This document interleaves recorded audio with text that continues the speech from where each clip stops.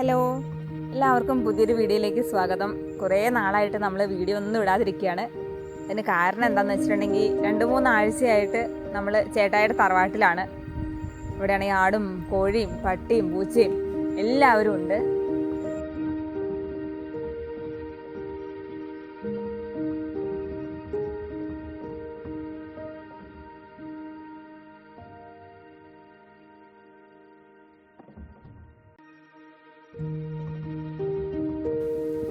അമ്മയുടെ കൈ ഒന്ന് ചെറുതായിട്ടൊന്ന് ഒടിഞ്ഞു എന്ന് പറഞ്ഞു കഴിഞ്ഞിട്ടുണ്ടെങ്കിൽ കൈയുടെ ഈ കൈക്കുഴയുടെ മുകളിലായിട്ട് ചെറിയൊരു പോറലുണ്ട് എല്ലിന്. അപ്പം അത് നന്നായിട്ട് വേദനയൊക്കെ ഉണ്ടായിരുന്നു. അപ്പോൾ സാധാരണ നമ്മൾ കൈയൊക്കെ ഒടിഞ്ഞു കഴിഞ്ഞിട്ടുണ്ടെങ്കിൽ ഹോസ്പിറ്റലിൽ പോയിട്ട് എക്സ്റേ ഒക്കെ എടുത്ത് പെട്ടെന്ന് തന്നെ പ്ലാസ്റ്റർ ഇട്ട് തൂക്കുകയല്ലേ ചെയ്യുന്നത്. ഇവിടെയെന്ന് പറഞ്ഞാൽ ഞങ്ങൾ പൂച്ചൂരാണ് പോയത്, കോയമ്പത്തൂരെ. അപ്പോൾ അവിടെ കൈയൊക്കെ ഇങ്ങനെ ഒരു തടിയൊക്കെ വെച്ച് അല്ലെങ്കിൽ അലക് പോലത്തെ സാധനമൊക്കെ വെച്ച് ഇങ്ങനെ വെച്ച് കെട്ടി അതിൻ്റെ മുകളിലേക്ക് 6 അടപ്പ് വീതം രാവിലെയും വൈകുന്നേരവും ഈ മുറിവെണ്ണ പോലത്തെ എണ്ണയുണ്ട്, അതാണ് ഒഴിക്കുന്നത്. ഇപ്പം തന്നെ ഒത്തിരി വ്യത്യാസമുണ്ട് ഇപ്പോൾ കൈക്ക്. ഇത് ഞങ്ങളുടെ ഡയാനയാണ് കേട്ടോ. അവൾ 10 വർഷമായി അല്ലെങ്കിൽ 11 വർഷമായി ഇവിടെ നിൽക്കാൻ തുടങ്ങിയിട്ട്. ഇത്ര തന്നെ വയസ്സുമായിട്ടുണ്ട്. അവളെ പന്നിയൊക്കെ കുത്തിയതാണ് ഈ കാണുന്ന മുറിവ്. കാട്ടുപന്നിയുടെ ശല്യം ഇവിടെ ഒത്തിരി കൂടുതലാണ്. നമുക്ക് 2 കുഞ്ഞുങ്ങളാണ്, അവർ പാല് കുടിക്കുകയാണ്. ഇപ്പോൾ രാവിലെ ആടിനെ കറക്കും. ആട്ടുംപാലാണ് ഞങ്ങൾ സാധാരണ യൂസ് ചെയ്യുന്നത്. പിന്നെ ആടിനിങ്ങനെ വെള്ളമൊക്കെ കൊടുത്ത് പിന്നെ ആടിന് പുല്ലരിയാനൊക്കെ ഇറങ്ങുകയാണ്. അവൾക്കിങ്ങനെ വാരി ഇങ്ങനെ കൊടുക്കുന്നത് ഭയങ്കര ഇഷ്ടമാണ്. അപ്പോൾ ഇന്നലെ ചക്കയൊക്കെ വെട്ടിയായിരുന്നു. ചക്ക ചകിണിയും പിണ്ണാക്കും പിന്നെ കുഞ്ഞിനെ അരയ്ക്കുന്ന റാഗിയുടെ മട്ടും എല്ലാം കൂടെ ചേർത്തിട്ടാണ് അവൾക്ക് വെള്ളം കൊടുക്കുന്നത്. അതേപോലെ കുഞ്ഞുങ്ങളും എല്ലാവരും ഈ വെള്ളം തന്നെ കുടിച്ചോളും.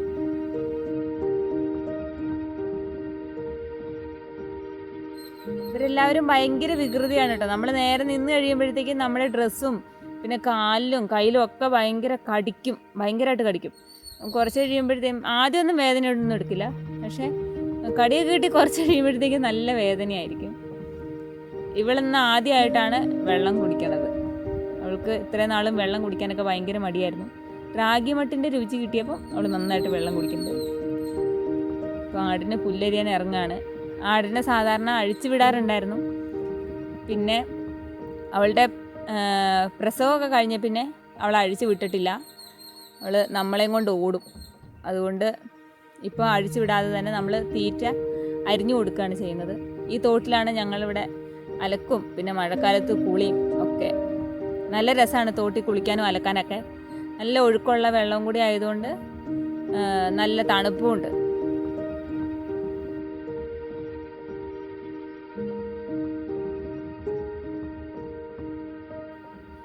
വളർത്തുപുല്ലാണ് കേട്ടോ മെയിനായിട്ടും നമ്മുടെ ആടിന് കൊടുക്കണേ. അപ്പോൾ വളർത്തുപുല്ലെന്ന് പറയുമ്പോഴത്തേക്കും പച്ച കളറിലും ഉള്ളതുമുണ്ട്, അതേപോലെ തന്നെ ചുവന്ന കളറിലുള്ള വളർത്തുപുല്ലുണ്ട്. അതിൻ്റെ കറക്റ്റ് പേരുകളൊന്നും എനിക്കറിയില്ല. അപ്പോൾ അതൊക്കെ ആട് നന്നായിട്ട് കഴിക്കും. കുഞ്ഞുങ്ങൾക്കും അത് ഭയങ്കര ഇഷ്ടമാണ്. ചെറിയ തണ്ടായതുകൊണ്ട് കടിച്ചു മുറിച്ച് എല്ലാവരും ഇരുന്ന് തിന്നോളും.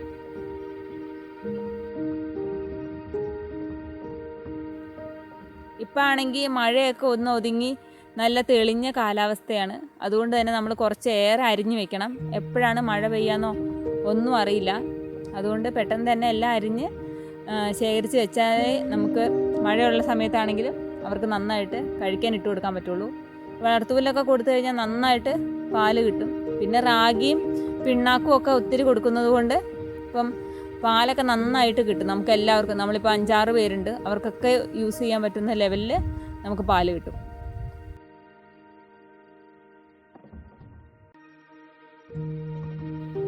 ഈ പണികളൊന്നും സാധാരണ നമ്മൾ ചെയ്യില്ല കേട്ടോ. നമ്മൾ ജെല്ലിപ്പാറയിലാണ് താമസിക്കുന്നത്.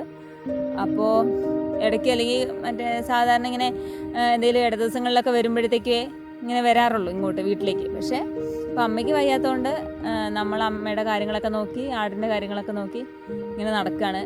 ഇപ്പോൾ പപ്പയ്ക്ക് പണിയില്ലാത്ത ദിവസങ്ങളാണെങ്കിൽ പപ്പയെ നമ്മുടെ കൂടെ കൂടും, അല്ലെങ്കിൽ ചേട്ടായി കൂടും. പിന്നെ ചേട്ടായിക്ക് പിന്നെ ഇതൊക്കെ ഈ ചെറുപ്പം മുതലേ ചെയ്തിട്ട് നല്ല പരിചയമായതുകൊണ്ട് അതിൽ പ്രത്യേകിച്ച് വിഷയങ്ങളൊന്നുമില്ല. ആടിനെയൊക്കെ തീറ്റിച്ച് ഇങ്ങനെ പശുവിനെയൊക്കെ കുളിപ്പിച്ച് ഇങ്ങനെ ചെറുപ്പം മുതലേ അവർക്ക് നല്ല ശീലമാണ്. ഇപ്പം നമുക്ക് 4-5 ആടൊക്കെ ഉള്ളൂ. പക്ഷെ നേരത്തെ എന്ന് പറയുമ്പോൾ 10-15 ആടുകളും പശുവും ഒക്കെ ഉണ്ടായിരുന്നു. ആ സമയത്തൊക്കെ ഇവർ തന്നെ സ്കൂളൊക്കെ വിട്ട് വൈകുന്നേരം വരുമ്പം ആടിനെയൊക്കെ ഇറക്കി കെട്ടുകയും അല്ലെങ്കിൽ തോടിൻ്റെ സൈഡിലേക്കൊക്കെ ഇഷ്ടം പോലെ ഈ വള്ളിപ്പുല്ലുകളുണ്ടാവും, അതൊക്കെ ഇരുന്ന് തിന്ന് 5 മണി 6 മണിയൊക്കെ കഴിയുമ്പോഴത്തേക്കും അഴിച്ചു വിട്ട് തീറ്റിച്ച് വീട്ടിൽ കയറുമായിരുന്നു ഇവർ. അപ്പോൾ അങ്ങനെയൊക്കെ ചെയ്ത എക്സ്പീരിയൻസ് ഉള്ളത് കാരണം കുഴപ്പമില്ല. എൻ്റെ വീട്ടിലും കുഞ്ഞിലെ ഞങ്ങൾ ചെറുപ്പത്തിലായിരുന്നപ്പോൾ ആടും പശുവൊക്കെ ഉണ്ടായിരുന്നു. പിന്നെ നമ്മളതിനെ വളർത്താനോ ഒന്നിനും നിന്നിട്ടൊന്നുമില്ല. പിന്നെ ബാംഗ്ലൂരൊക്കെ പോയി പഠിച്ച് പിന്നെ ഇപ്പോഴാണ് ആടിനെ സംരക്ഷിക്കലും പിന്നെ അതിനെ കറക്കലും ഒക്കെ കാര്യങ്ങളൊക്കെ ആയിട്ട് വന്നത്.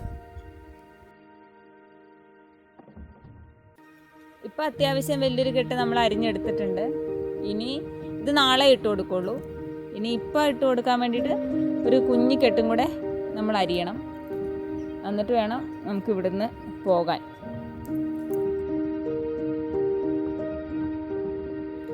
ഈ കെട്ടൊന്നും ഞാൻ കിട്ടിയാൽ ശരിയാവില്ല. ഞാനൊക്കെ ഒരുമാതിരി കാട്ടിക്കൂട്ടിയുള്ള കെട്ടൊക്കെയാണ് ഇടാറ്.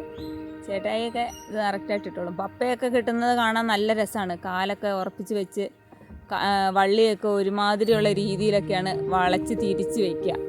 നമ്മളൊക്കെ കടുങ്കട്ടൊക്കെ ഇട്ട് എങ്ങനെയെങ്കിലുമൊക്കെ പൊക്കിയെടുത്ത് പോകത്തേ ഉള്ളൂ നമ്മൾ. നല്ല തെളിഞ്ഞ ആകാശമാണ്. ഇന്നലെയൊക്കെ ഭയങ്കരമായിട്ട് മൂടിക്കെട്ടി നിൽക്കുമായിരുന്നു. ഇനി എപ്പോഴാണ് മഴ പെട്ടെന്ന് പൊട്ടി ഒഴുകുക എന്ന് പറയാൻ പറ്റില്ല.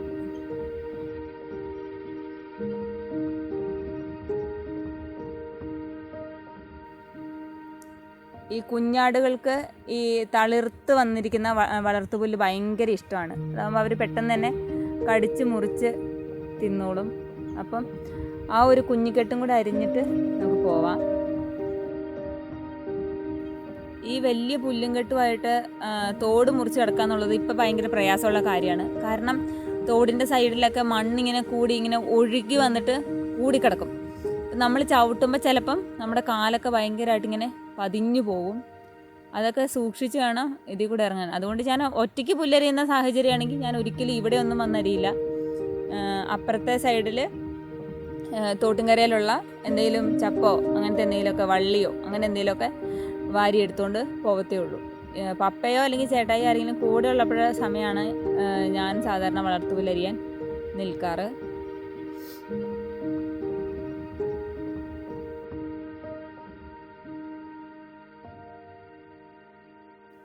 നല്ല പനിയാണ്. ഇടയ്ക്കൊന്ന് തോട്ടിൽ പോയി കുളിച്ചായിരുന്നു. പിന്നെ നല്ല പൊരി വെയിലത്ത് തോട്ടിൽ പോയിട്ട് തുണി അലക്കിയായിരുന്നു. അപ്പം അതിൻ്റെ ആണെന്ന് തോന്നുന്നു. നന്നായിട്ട് പനിക്കോളുണ്ട്. പിന്നെ ജലദോഷവും നന്നായിട്ട് വരുന്നുണ്ട്. പണിയെല്ലാം കഴിഞ്ഞ് ഈ പട്ടിക്കുഞ്ഞുങ്ങളുടെ കളിയും കണ്ടുകൊണ്ടിരിക്കാൻ നല്ല രസമാണ്. അവർ ഒരെണ്ണത്തിനെ കൊടുക്കാൻ പോവുകയാണ്, ഒന്നിനിവിടെ നിർത്താൻ.